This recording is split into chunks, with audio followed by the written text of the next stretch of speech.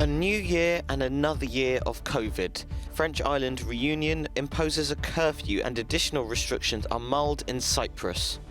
A major fire at South Africa's seat of parliament in Cape Town threatens the National Assembly building as firefighters struggle to bring the blaze under control. Intrepid bathers take a New Year's dip as mild weather takes off the chill. Even island paradises can't escape COVID. A curfew began on the French island of Reunion in the Indian Ocean in an effort to curb the spread of COVID-19. From 9 p.m. to 5 a.m. between the 1st and 23rd of January, only people with a compelling reason will be allowed to travel. Meanwhile, at Marseille's largest hospital, La Timone, medical staff organised a well-deserved dinner to celebrate New Year's Eve, despite their exhaustion after a draining few weeks. Nurses reflected on their hopes and expectations for the new year as they shared smoked salmon and bottles of champagne, some donated by thankful patients and their families.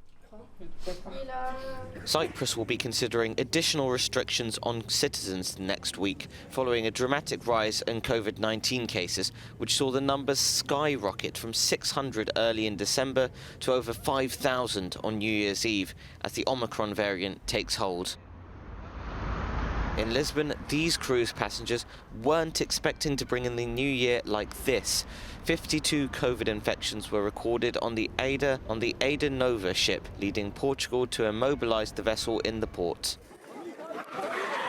And as new measures were brought in all across Europe, about 100 activists attempted to gather in Stuttgart for an unauthorised protest against COVID vaccines and restrictions.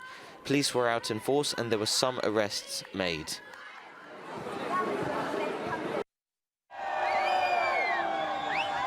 Monuments across Paris have been draped in the colours of the European Union to mark the beginning of the French presidency of the Council, causing protests from the far right after the tomb of the unknown soldier was draped in EU colours.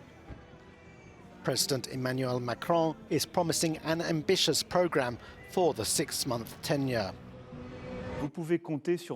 You can count on my total commitment, he said in his New Year's address, to make this moment, which only occurs once every 13 years, a time of progress for the control of our borders, our defence, climate transition, equality between women and men, the construction of a new alliance with the African continent, supervision of the major platforms of the internet and culture in Europe. The Council presidency coincides with France's presidential election. It confers on the holder a chance to influence priorities on the European agenda.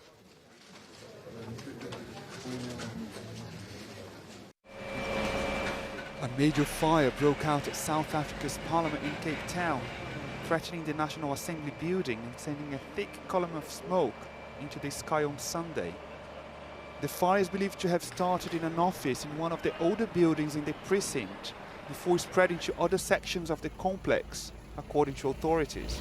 The roof of the building has collapsed on the one side and the fire has spread to the new assembly, according to the officers. They've detected large cracks in the wall, which is of concern. Firefighters have struggled to bring down the flames and fear the fire could spread swiftly through old rooms, which are decorated with thick carpets and curtains. The area around the fire in the upmarket neighbourhood was quickly cordoned off by emergency services. The nearby Cape Town Cathedral, where Archbishop Desmond Tutu was buried just hours before, sits meters away from the security cordon, but not in danger of catching fire.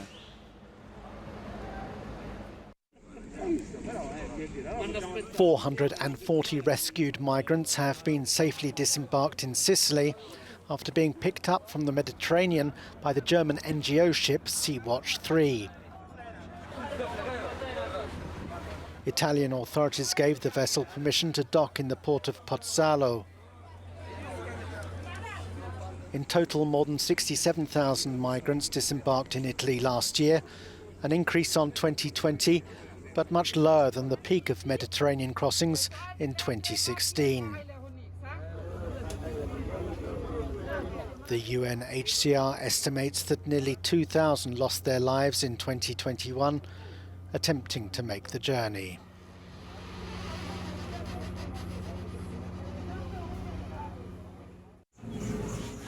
Being a kid in Afghanistan is fraught with misery. UNICEF says the country has the highest child mortality rate in the world. Over the past 16 years, 27% of global child deaths happened here. By the end of this year, the agency estimates that 3.2 million children will be malnourished. But the Taliban-controlled Ministry of Health says the crisis was not of their making.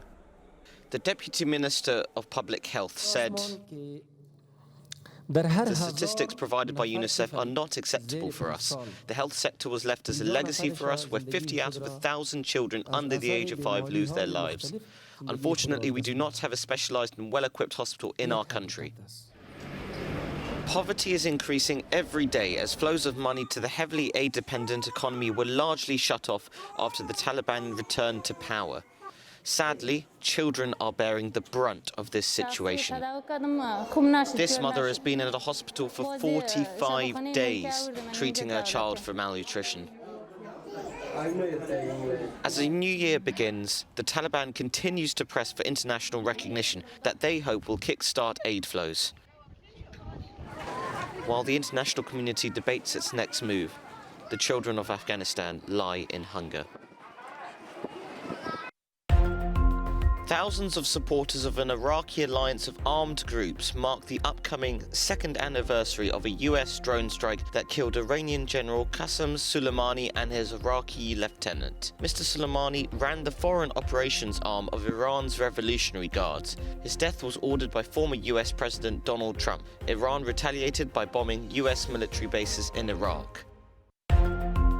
Several hundred Ukrainians have joined a march in the memory of Stepan Bandera, a wartime nationalist leader who collaborated with Nazi Germany in an attempt to overthrow Soviet rule.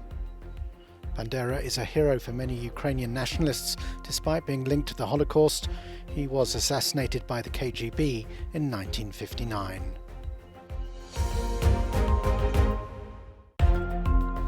New Year's Eve was marked by a wave of violence in Strasbourg, France, where 87 cars were torched. 12 people were arrested, including 4 for urban violence.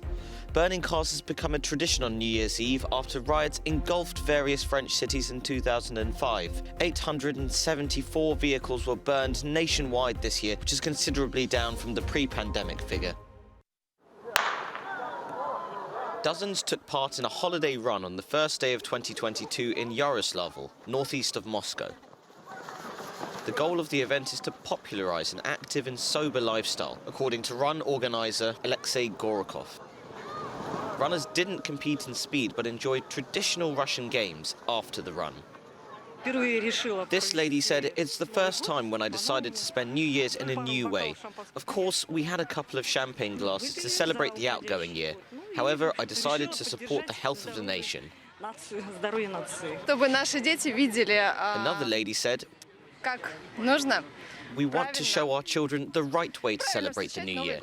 With a smile on the face, with a great mood, with the energy instead of a glass of champagne." Due to government campaigns against high levels of alcohol deaths, mortality dropped by 43% between 2003 and 2016, according to the World Health Organization. With courage worthy of the Romans, Italians have been celebrating New Year's Day by diving into the river Tiber. It's a tradition, and this is the 34th year in a row that 68-year-old Maurizio Palmuli has honoured it. "I hope we can get back to normal," he said afterwards. "It will take a bit of patience as I see it, because the pandemic is taking time, but I hope we can restart hugging the people we love and kissing them on the cheek." Meanwhile, across in Berlin, members of a winter swimming club have taken their first dip of the new year in Lake Oranka. "We have been doing this for over 30 years, my husband and myself," says this member of the Berliner Seal Club. "We couldn't imagine winter without it." Milder weather has made the challenge less daunting than usual. The water temperature was a tepid 6.5 degrees Celsius.